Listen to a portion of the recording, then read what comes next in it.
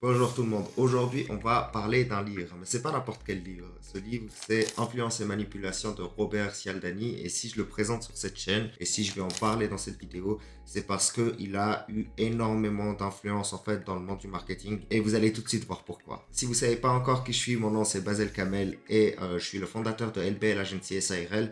Et ce qu'on fait, c'est qu'on aide les petites PME à exploser leur chiffre d'affaires grâce au digital marketing. Pourquoi est-ce qu'on va parler de ce livre? Eh bien, c'est parce que ce livre, en fait, est un chef-d'œuvre pour le monde du marketing.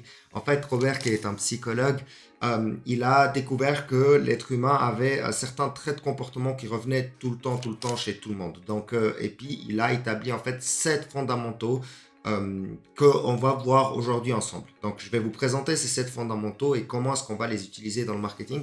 Et après, vous allez plus du tout voir les messages marketing de la même façon. Le premier principe fondamental, c'est la réciprocité. Donc, en fait, la réciprocité, c'est une des plus faciles à vous présenter. C'est très simple. C'est si je vous donne quelque chose, généralement, vous aurez tendance à me donner quelque chose aussi. Et c'est pas forcément de la même valeur. Donc, si je vous donne un petit truc, il y a des fortes chances que vous me donnez la même chose, quelque chose de la même valeur ou quelque chose qui a plus de valeur que ça. Et c'est pas pour rien, du coup, que les commerçants, ce qu'ils font, c'est qu'ils offrent un petit échantillon. Ils offrent pas un petit échantillon juste pour que vous goûtez leurs produits ou que vous essayez leur parfum ou autre. Ils offrent un échantillon, comme ça, vous avez ce sentiment de dette envers eux et vous allez revenir ou acheter sur le moment quelque chose. Et du coup, ça marche super bien. Ça marche super bien et ça marche partout à tel point que, en fait, Robert, il en parle dans son livre. Dans un aéroport, il y avait une espèce de secte, en fait, qui offrait des fleurs.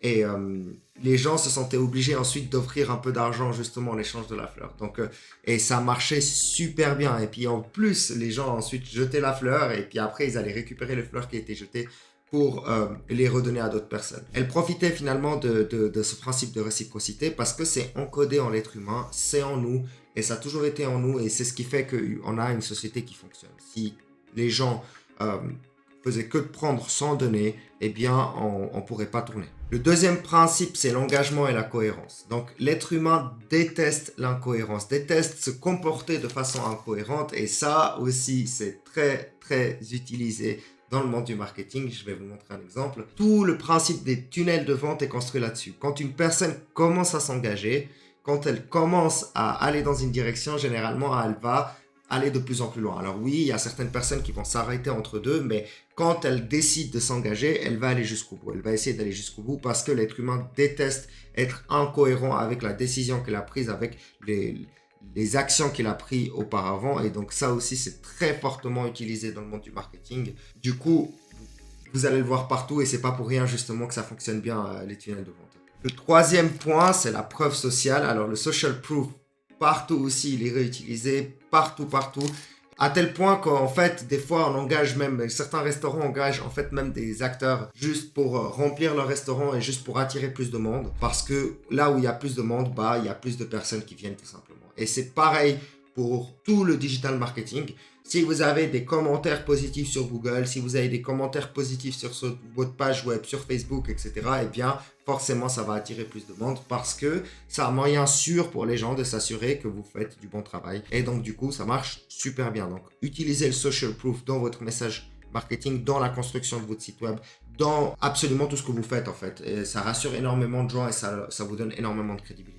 Donc, le quatrième point, c'est la perception contrastée. Donc, qu'est-ce que c'est cette perception contrastée? Eh bien, c'est très simple. Je vais vous l'illustrer avec un exemple et vous allez comprendre. Donc, quand vous allez dans un magasin où on vend des costards, eh bien, le costard, il va vous coûter 500, 600, 700, peut-être même 1000 dollars, ou 1000 euros, ou 1000 francs. Okay, et du coup, quand vous dépensez autant d'argent dans un costard et qu'on vous propose une chemise à 60 euros, ce qui va se passer dans votre tête, c'est que vu que vous avez déjà un point d'ancrage à 500 euros, eh bien, la chemise à 50 euros, elle va vous paraître pas chère. Alors que si on vous propose directement la chemise à 50 euros, ce qui va se passer dans votre tête, c'est que vous dites, ah, elle est chère.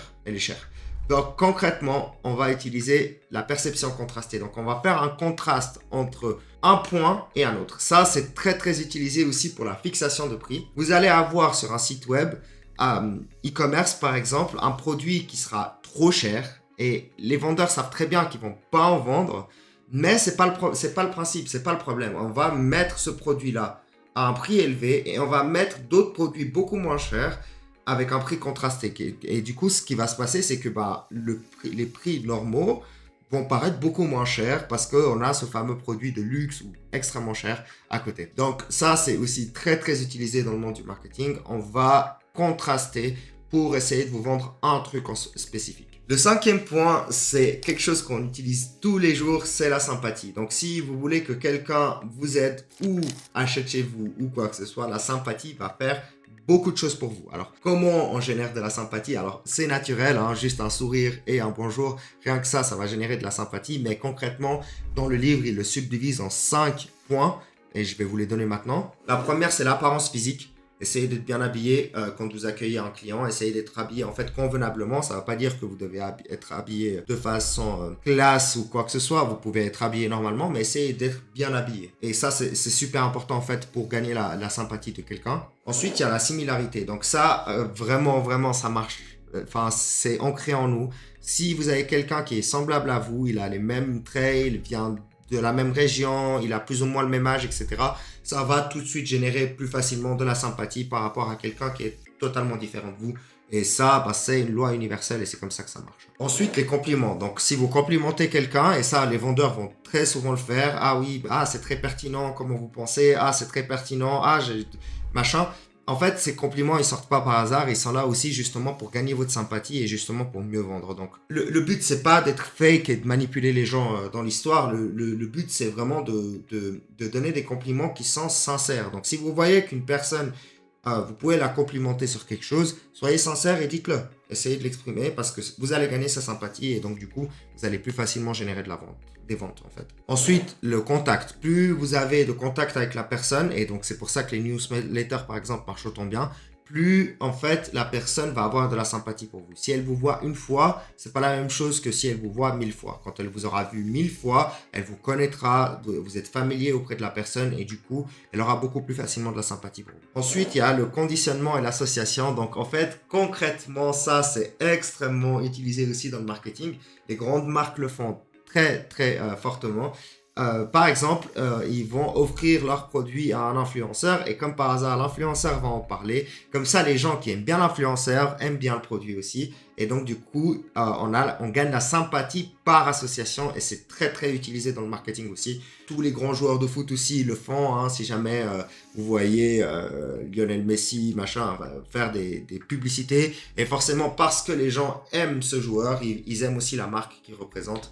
Et on appelle ça l'association. Ensuite, on a le 6e fondement qui est l'autorité. Donc, l'autorité, c'est quelque chose qui a été utilisé, réutilisé encore et encore dans les publicités marketing, surtout par exemple pour le dentifrice, où on voit quelqu'un en blouse blanche venir vers vous et vous dire « Ah, ce dentifrice est génial pour vos dents, blablabli, blablabla. » En fait, le fait d'avoir une blouse blanche, en fait, ça invite à l'autorité et l'autorité invite en fait à la confiance et la confiance invite à la vente. Si vous arrivez à exprimer une forme d'autorité, par exemple avec une blouse blanche pour un médecin ou toute autre forme d'autorité, comme par exemple le fait que vous êtes apparu dans un journal ou le fait que vous avez collaboré avec telle ou telle entreprise ou telle personne, ça va vous donner du crédit et ce crédit et cette autorité vont faire en sorte que les gens ils vont vous faire confiance. Et comme je l'ai déjà dit à plusieurs reprises dans mes vidéos, l'élément principal pour vendre, c'est la confiance. Si les gens vous font confiance, vous allez vendre. Si vous ne font pas confiance, vous n'allez pas vendre. Ensuite,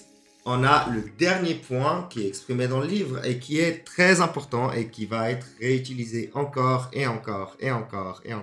partout, c'est la rareté. C'est la rareté. Donc, en fait, le marketeur va jouer sur deux choses pour exprimer la rareté. Il va jouer sur l'urgence et il va jouer sur ce qu'on appelle en anglais, je ne sais pas en français, scarcity. Donc, la scarcity, c'est un peu la peur quelque part. Donc, l'urgence, c'est simple, c'est un délai de temps. Donc, on va laisser un délai de temps dans lequel, par exemple, le produit sera disponible ou dans lequel vous avez un rabais ou dans lequel, donc, vous allez jouer sur le temps. Ce qui fait que on a cette urgence qui est créée et donc une forme de rareté en fait parce que par exemple le 50% off sur votre produit il sera là uniquement pour 24 heures et donc ça crée une forme de rareté parce que vous avez que quelques heures à disposition pour obtenir le produit. Et la scarcity c'est par exemple le fait de réduire la quantité et réduire la quantité. Alors là, c'est clair et net, c'est la rareté par définition. Et donc, du coup, si vous réduisez par exemple le nombre de produits que vous vendez ou le nombre de places que vous avez à disposition pour votre cours dans votre salle de sport, par exemple, ou autre, eh bien, forcément, ça va créer ce sentiment de rareté et ce qui va faire que les gens vont se ruer, littéralement se ruer vers votre produit. Et c'est comme ça qu'on fait les promotions. Et puis si vous combinez ça en plus avec l'association et les influenceurs, alors là, on a un cocktail Molotov en termes de vente. Donc voilà, j'en ai fini pour aujourd'hui. J'espère que la vidéo, elle vous aura été utile. Ça, vraiment, ces principes-là, vous pouvez le réutiliser dans votre copywriting et dans vos vidéos, dans vos photos, dans vos textes, dans absolument tout ce que vous faites. C'est pour ça qu'on parle de fondement de marketing parce que c'est vraiment des piliers qu'on va réutiliser. Il y en a d'autres. Il y a d'autres principes humains qu'on va pouvoir utiliser que je vais vous présenter plus tard. Mais cela, vraiment, c'est la base. Et je voulais vraiment vous montrer en fait ce livre. Si jamais, n'hésitez pas à le lire en entier. Mais globalement, j'ai fait le résumé. Donc, si jamais, n'hésitez pas aussi à lâcher un like, un commentaire et puis à me suivre sur la chaîne parce que je vais vous apporter de plus en plus de contenu de qualité finalement. Et autre chose, si vous voulez travailler avec une agence de confiance, si vous avez l'intention en fait de faire croître vos chiffres, n'hésitez pas à cliquer dans le lien en dessous. Vous pourrez booker un meeting et discuter avec moi et on pourra voir si je peux vous aider dans vos projets. Allez, c'était Basel, à tout bientôt.